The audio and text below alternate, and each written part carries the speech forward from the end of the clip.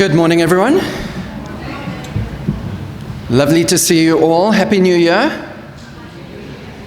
Trust that you had a good Christmas, a New Year. Not too crazy, not too hectic. I know it would have been busy for some of you. It's lovely to have you all this morning.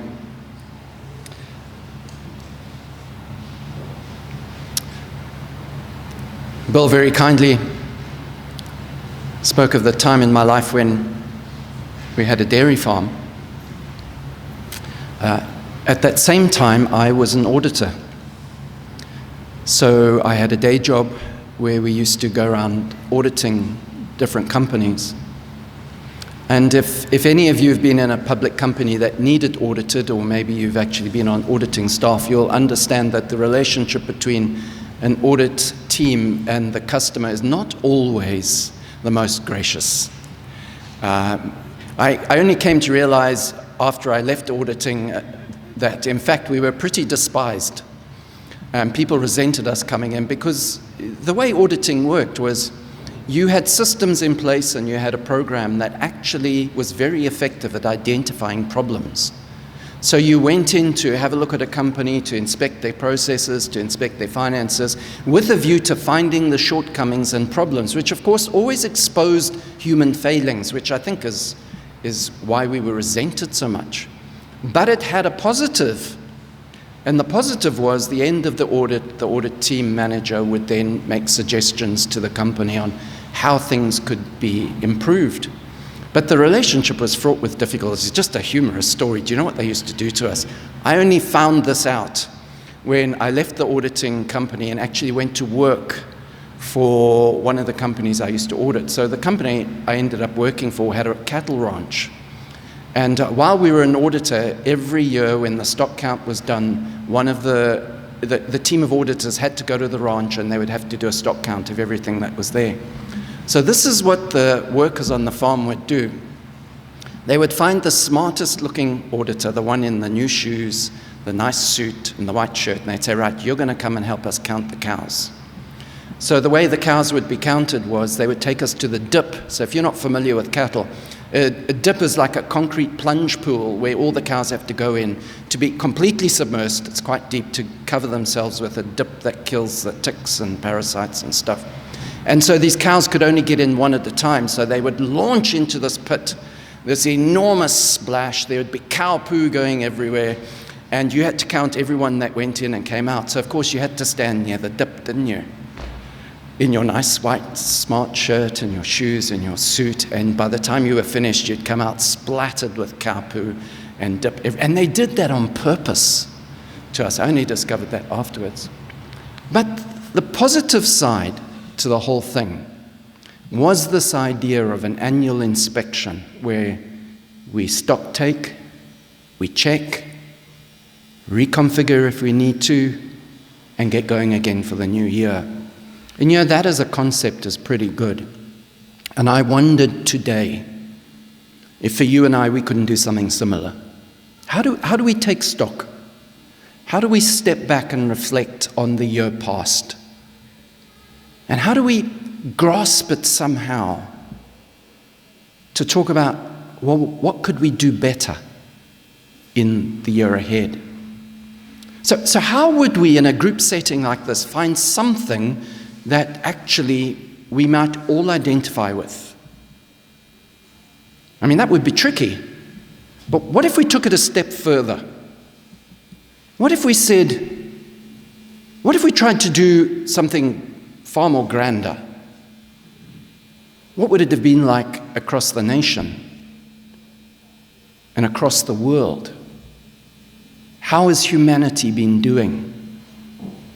Well, I stumbled upon something that I think, in a surprising way, can lead us today to talk about something that possibly the majority of us have faced in the last year. And I'll tell you where I discovered this. There is a Bible app which many of you use called the YouVersion Bible app. There are 1 billion downloads of it, so it represents a vast proportion of society across the world. It's in 2,000 languages. So it's in residence in who knows how many countries across the world. And you know what they did? They released the most sought after verse in 2025. This was the verse across the billion downloads that the majority of people were looking for. So I thought what we could do today is take a look at that verse, try and get our head around it, and try and look at what it means for us and what we've been going through and what we can possibly do about it. So folks, that's what I'm going to do today. We're just going to have a look at this verse, and I'm going to work our way through it, okay? So if you've got your Bibles, you might want to look it up. It's going to be on the screen. This is the verse, all right? Isaiah 41, verse 10. So do not fear, for I'm with you. Do not be dismayed, for I am your God. I will strengthen you and help you. I will uphold you with my righteous right hand. How many of you are encouraged just by listening to that? I mean, what a verse. But folks, think about it. Across the world, people were having conversations saying, what is that verse that says something about God will help us? Millions of people were looking it up to try and find some kind of comfort or hope or encouragement in their life that they're not forsaken and abandoned, that possibly there's divine help out there for us. Do you know it marks the 4th time in 6 years that that's been the most sought after verse? What does that tell you about what is going on in our personal lives and across the world as a whole? You know what it's telling us? We're afraid. There are things in our world that make us anxious, insecure, uncertain, and fearful. So if ever you've been in that position, rest assured you're not the only one. It seems like the whole entire world is in this place. So could we stop just for a moment this morning? Think about last year. Think of God's opening statement there, and he says, do not fear. Think about your fears. Now, fear is a broad term. Okay, it doesn't mean quaking in your boots, shivering. It can mean uncertainty. It can mean insecurity. It can mean worry. It can mean literal fear and terror.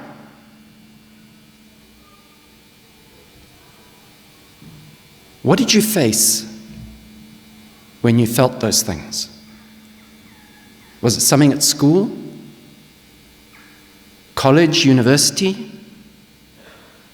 Was it a family situation? Was it related to your career? Your job? Your health? Try and get in touch with those things. And let's have a look at this verse for us personally today. So folks, I'm going to tell you, strictly speaking, okay, how we approach that, right? So that verse was spoken to Israel many hundreds of years ago.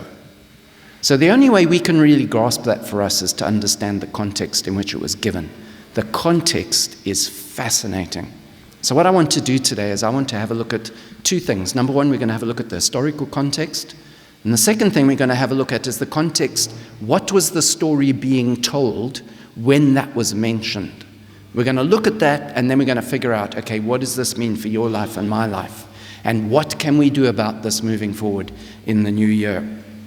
All right, so let's just start with the historical context.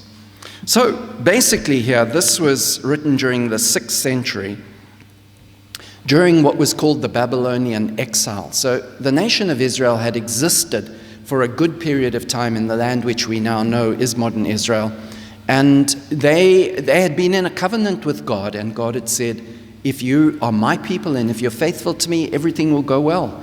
And he said, if you're unfaithful and you betray the covenant, you'll lose everything that you've got. And that's exactly what happened to them.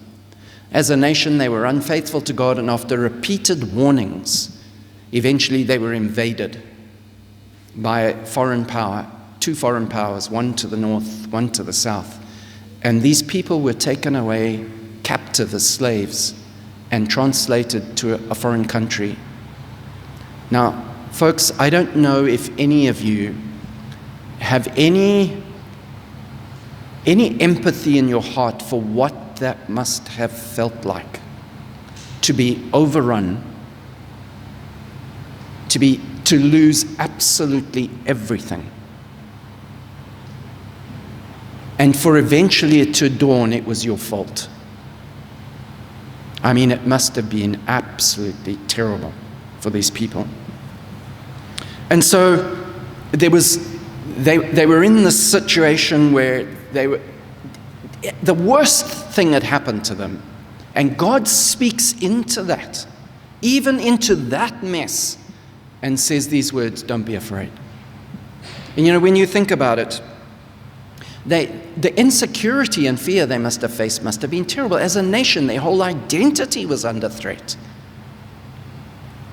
Separated from their homes, their community, their culture. I wonder how many people in the UK today are feeling that threat. Our culture's being undermined. We're under threat. Israel in captivity was surrounded by nations far greater than themselves. I think probably many people in the UK would be fearful at this time. I remember a number of years ago reading a statement by a retired general of the British Army. And he made a plain statement. He said, the UK could not withstand an invasion by Russia.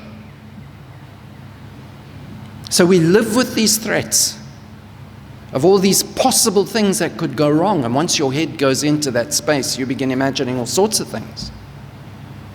So I don't think we're too far removed from what they were feeling and experiencing. And I think God's words, do not fear, might still resonate with our own hearts and lives in our world today. Okay, so that was the historical context. But even more powerful was what God had said just before he said those words. So folks, we're going to go back up here and we're going to read Isaiah 41 verse 8 to 9. We're going to look at these verses, okay? And we can't treat them casually because they are profound. This is what they say. So God said, but you, O Israel, my servant, Jacob, whom I have chosen, you descendants of Abraham, my friend, I took you from the ends of the earth, from its farthest corners I called you. I said, you are my servant. I have chosen you and not rejected you. Folks, how many of you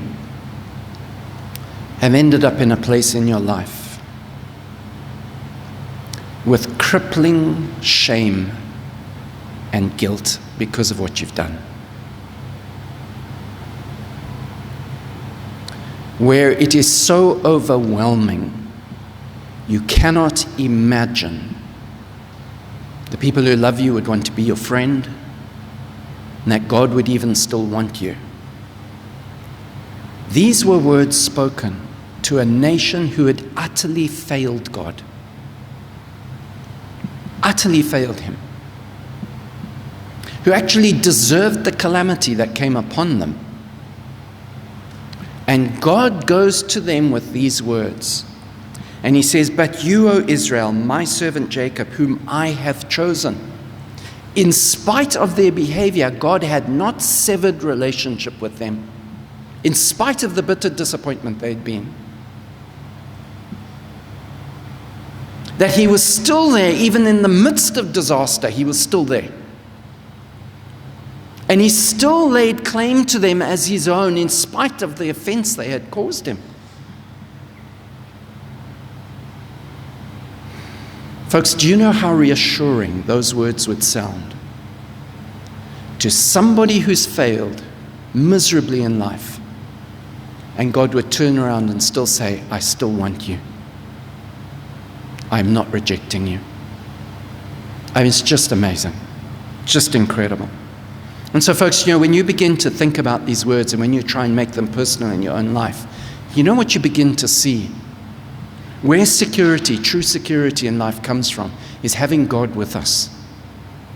Because things can be lost in life, like we realized here with this nation. They lost everything. Disaster can strike. Bad things can happen to every one of us. But the greatest security in all of that is that God will still be with us. I mean, it's just amazing. He goes on to say in verse 9, I took you from the ends of the earth, from its farthest corners. I called you. So he takes them back to the history and he says, remember my past with you. I was with you all those years when I called you, when I found you and drew you to myself. I was there. Do you know, folks, see the thing with fear and with insecurity and the tendency to panic. The thing that we have to call to mind is how God has been with us. We have to think back on the past. How has God been with us? And remind ourselves of his faithfulness. I wonder how many of you, when your life was broken into the time when you were not a Christian and the time when you were, I wonder how many of you, when you became a Christian, could look back on your non-Christian life and still identify when God was there. Still trying to reach you, still trying to work for you.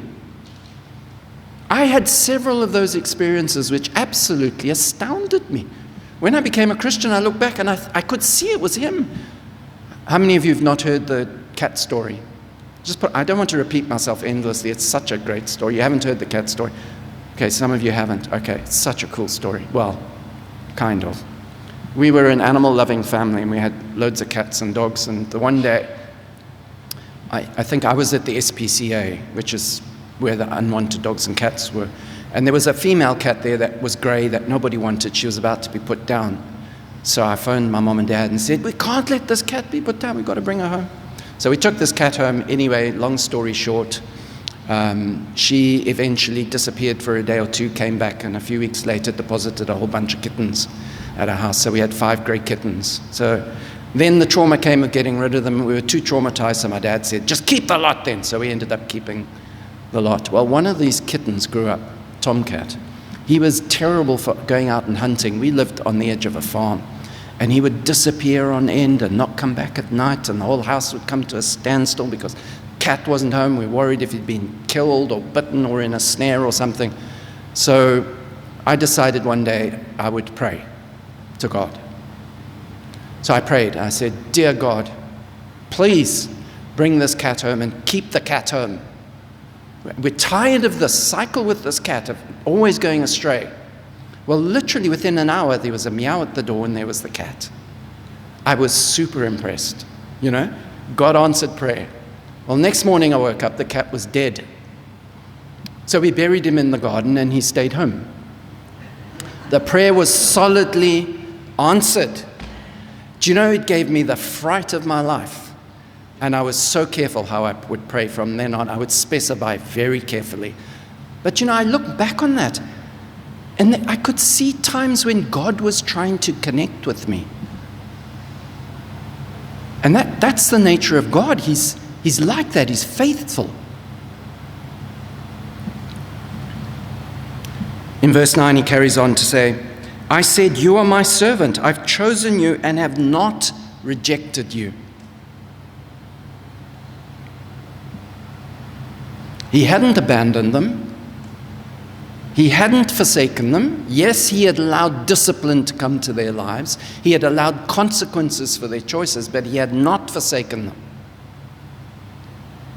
Do you know, folks, I think there's a point here that we have to make. Do you know, in this incredible passage, here we see evidence of the nature of God. If ever you're going to trust anybody, it will depend entirely on their character as to whether they are trustworthy. And here is God revealing the very essence of his character, that he is faithful. Even when we are not, he is faithful. And even when we go belly up, he doesn't sever relationship, forsake us, and reject us. He remains faithful. Do you know, folks, that capacity, that quality is the cornerstone of character.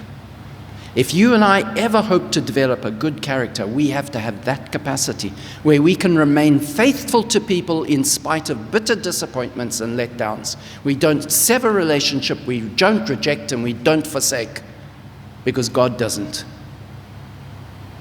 We've got to stay for people, not against them. So it is incredible that that's the nature and character of God. And so, folks, do you know, pictured for Israel, who were in such trouble, God spoke those words and said, I have not forsaken you. And ultimately, it's the faithfulness of God, folks, that gives us the greatest security in life. And folks, I want to encourage you with this thing here. Do you know what we see from the story here is that having faith in God is in no way a guarantee for any of us that bad things won't happen. But if they do, and when they do, we have the security of knowing that God is with us and He will help us. That's where security comes from. Majority of you know our own story, which we've told many times in Africa, that there was a season in our lives there where we were so hopeful. 85% of the population called themselves Christian. We would gather multiracial communities in stadiums to pray for our country. And I remember telling people, I'm convinced God has got good plans for this country. I was convinced of it. I was hopeful. And as the years moved on, I just began throwing my hands up in horror because none of our prayers were being answered. And the worst possible scenario was happening. I couldn't understand it. I didn't know what I thought, are we doing something wrong? Why is God not intervening? And the last couple of years, they were terrible. Inflation was running at about 180%. I won't go into all the details of how terrible that was. And the worst case scenario, we ended up having to get out the country. But you know what? God was with us. That made the difference. And so, folks, you talk about security. You talk about addressing this thing about fear. Okay? We can't guarantee that bad things won't happen. But true security comes from knowing that God is with us. Amen.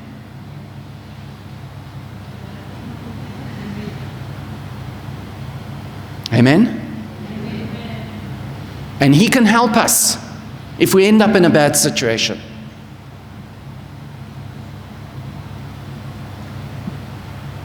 All right, let's go back to what He promised thereafter, Isaiah 41, verse 10. So He's spoken to them. He's reminded them that He's not forsaken them, that He still has them as His own people in spite of their failures. He's reminded them of how He was with them in the past. And He opens up and He says this, so, because I was faithful to you in the past, do not fear. I am with you. Don't be dismayed. I'm your God. I will strengthen you and help you. I will uphold you with my righteous right hand. I need some help here. In fact, I need some compassion and empathy and sympathy from you. All right? So if you fail me at this point, I'm going to feel utterly rejected. Okay. So here we go. How many of you genuinely struggle with fear and anxiety? Hands up. I need to know. Okay. See that statement, do not fear. I still sit down in my chair and think, how? How on earth do you expect me not to be anxious? It's impossible. And yet God makes that statement. Don't fear. I think everyone experiences fear to a greater or a lesser extent. Okay, everyone does. Even heroes in the Bible were afraid. Okay, Moses didn't want to do what God told him to do and was fearful in himself and didn't want to lead the Israelites. Peter was afraid when he walked on water. I mean, it was evident everywhere. And God, for Israel, could see they were fearful, and he didn't rebuke them for being fearful. He just said, don't fear. What's the problem with fear?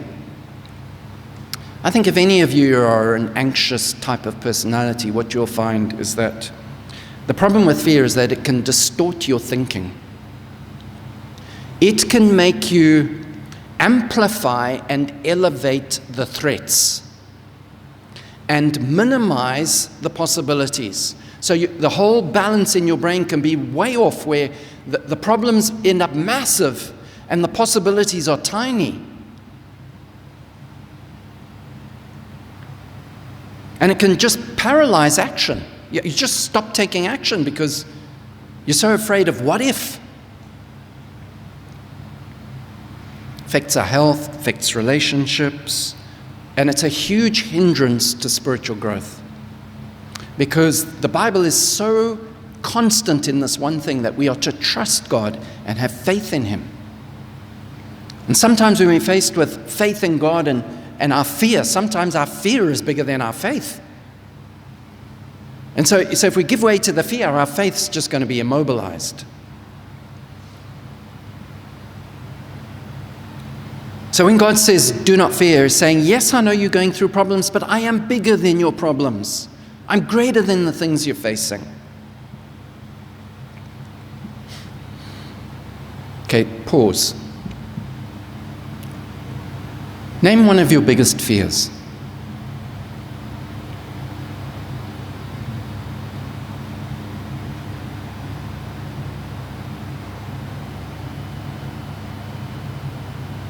What if God was to come to you personally right now and take hold of your hand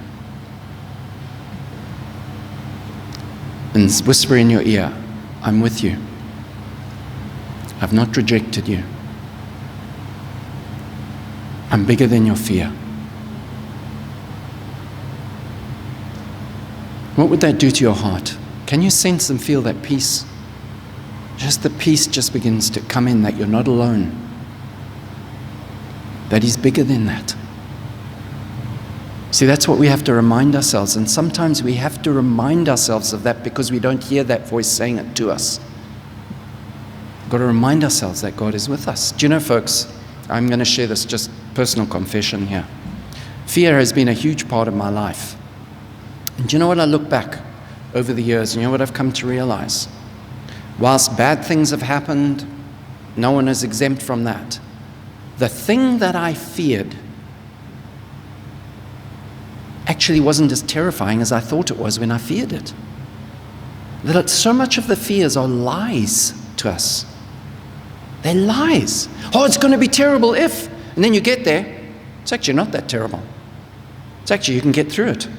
It's actually quite doable. You can do it.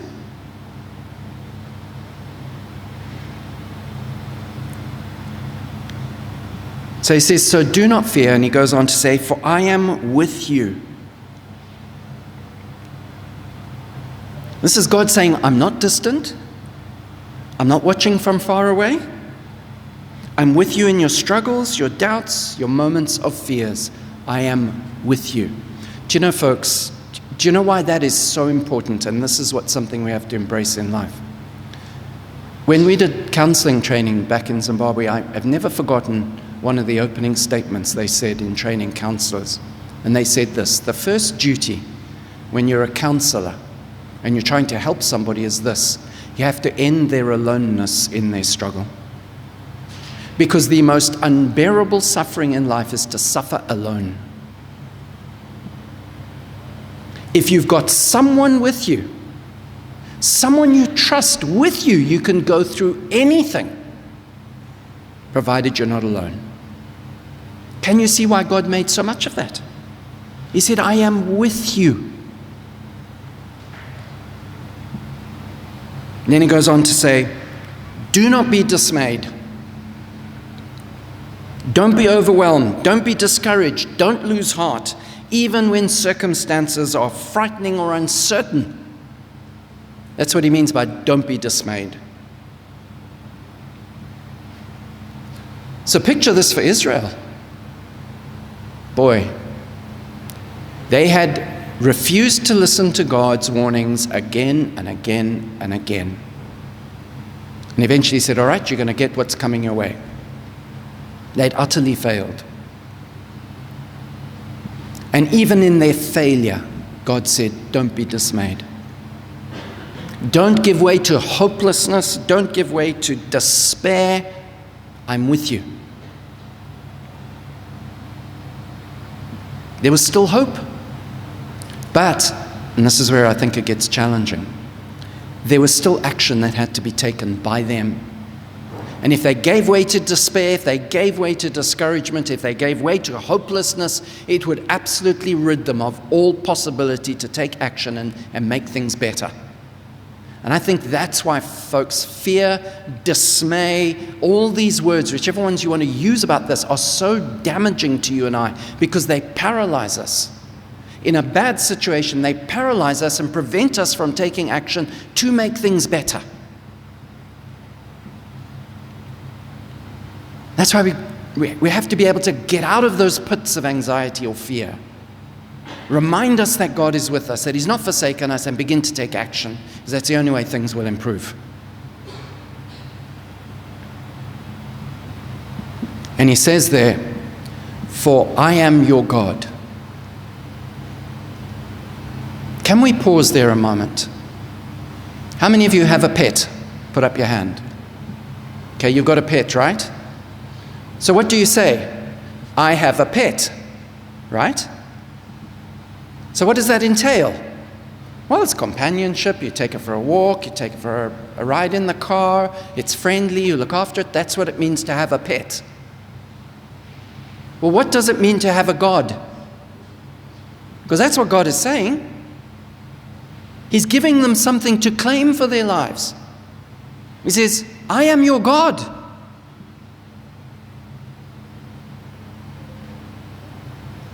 And it's almost like He's saying, are you not expectant of anything from me? Here I am offering to be your God, and you expect nothing from me. Am I not your God? Where's your expectation? Just despair and hopelessness?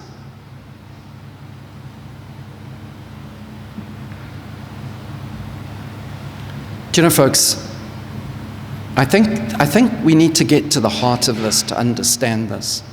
Do you know, when you read the Bible and you look at the history of how God began to intervene in human history, how He began to reveal Himself and choose people to work with, do you know, every time God stepped down into human history and into human story, and every time He found someone He wanted to work with, do you know what He did? He established a covenant with them. Every time. He never did casual relationships. If He wanted to work with someone, He would say, okay, let's draw up a covenant between us. Let's make a covenant. Okay, here are the terms of the covenant. And invariably it would be two parties, and the one party would say, right, I give myself fully to you for your purposes. Everything that I have, I put at your disposal. And the other person says exactly the same. Everything that I am and all of my resources, I put at your disposal. I will be for you. And it's a binding agreement that is unbreakable. That's what a covenant is. And we see that typified in marriage. Marriage is given as an illustration of covenant, where two people decide, right, we are going to covenant to be together forever. Everything I've got, I give to you. Everything you've got, you give to me. And we're going to stick by each other. And so God was holding to His side of the covenant, saying, I'm your God. And you know, folks, let's talk about that whole issue of expectation. You know, when you try and identify, what are the things I can expect from God? If He's my God, what are the things that I can expect? And you know, a reading of the Bible, you begin to identify promises that God makes. Promises that He will provide for us. Promises that He will give us guidance. That He can give us strength. He can give us wisdom. and all these things, but it's in the context of a covenant relationship with you and I. And you know what that means for us, folks? We have to be in a covenant relationship with him. It cannot be casual. God does nothing through casual relationship. We've got to commit.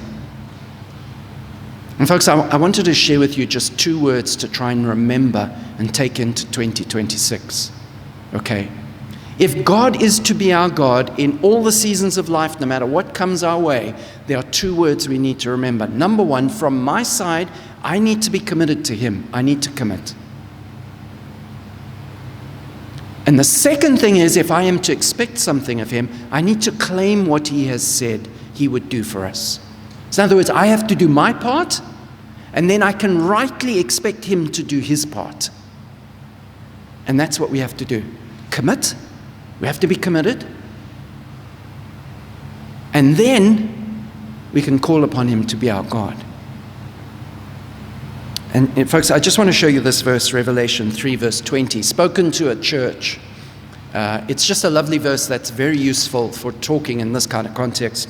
Revelation 3, verse 20 says, God was speaking. He said, here I am. I stand at the door and knock. If anyone hears my voice and opens the door, I will come in and eat with him and he with me. You know what that is saying? It's a covenant appeal that God will come to people. He will stand at the door of their lives and he will knock. He will not force the door open. He will knock.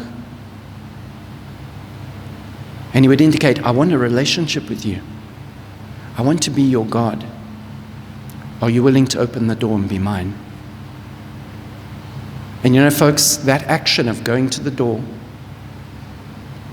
twisting the handle, and opening the door to look upon his face is what we have to do formally.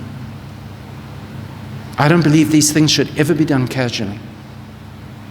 On the 17th of November at 12 o'clock, 1985, I got off my chair. I was a church just like this, and I went forward to the front of the church after a guy spoke and said, I'm willing to do that. I am willing to put my faith in this man. My life changed from that moment on, but it was formal. I had to get out of my seat. I had to walk to the front. I had to go to someone and tell them, and I had to pray and commit. That's what it means to enter into covenant. You've got to do it formally. There has to be a day and a time in your life where you sat down and you said, I am doing this today. I'm committing.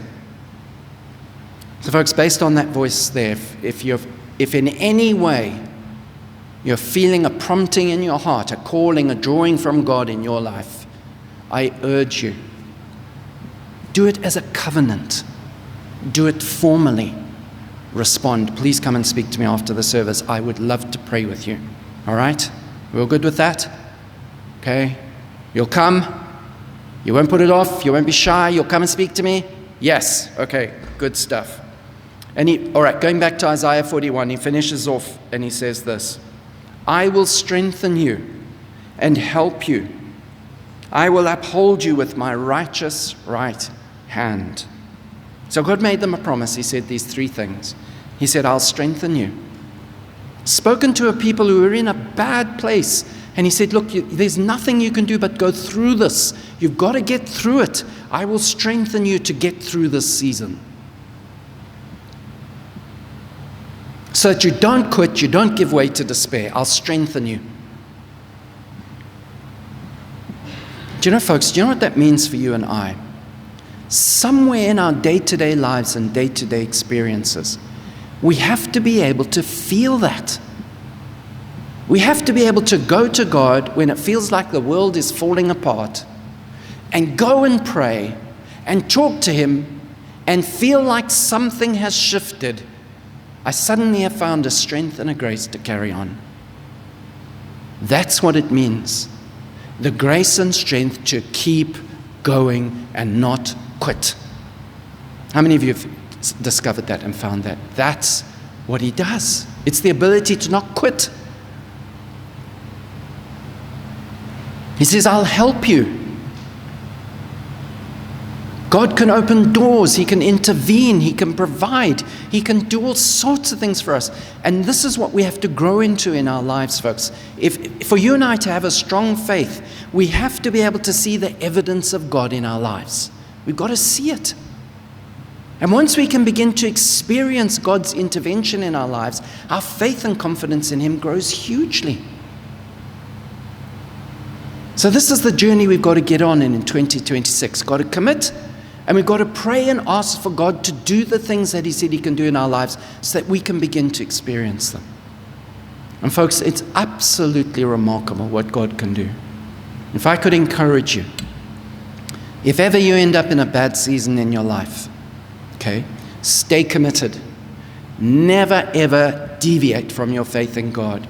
You remain absolutely committed to Him, and then you trust Him to come through for you. And He does.